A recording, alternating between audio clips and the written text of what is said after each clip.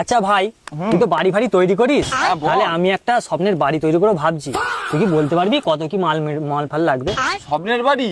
হ্যাঁ। আরে কোনো ব্যাপারই নয়, আমি তো তাজমহল তৈরি করে দিলাম। বলিস কি রে ভাই? সে তো অবশ্যই। তাহলে বল তো কত কি সিমেন্ট ফিমেন্ট লাগবে?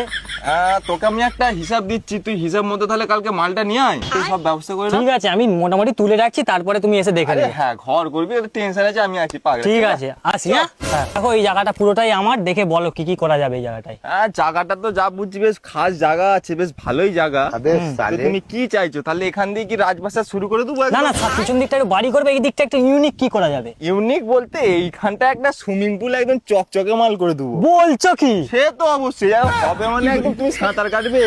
তারপরে তারপরে আগে মাল মেডিসিন কিনেছো, একটু আগে দেখাও। চলো তাহলে মালটা দেখেই চলো। আসো আগে, চলো। আরে তুমি যে বললে একদম সব মাল ফাল রেডি আছে, কোথা মাল? আরে দাঁড়াও, দেখাচ্ছি। কি হলো গো, বসে বললে? এই যে তোমার 50 বস্তা বালি, এই যে 40,000 ইট, এই যে 40 বস্তা সিমেন্ট, আর এই যে তোমার তার, আর আমার টিএমটি রডটা। সবই তো বুঝলাম, তুমি যা মাল দেখালে রাজবাসাত কেন, মানে অমন 3টে এখন তাজমহল তৈরি হয়ে যাবে, তা সবই দেখলাম, কিন্তু আমি টনচিপটা তো দেখলাম নি। আরে আছে, ধৈর্য ধরো। বাহ, খুব ভালো।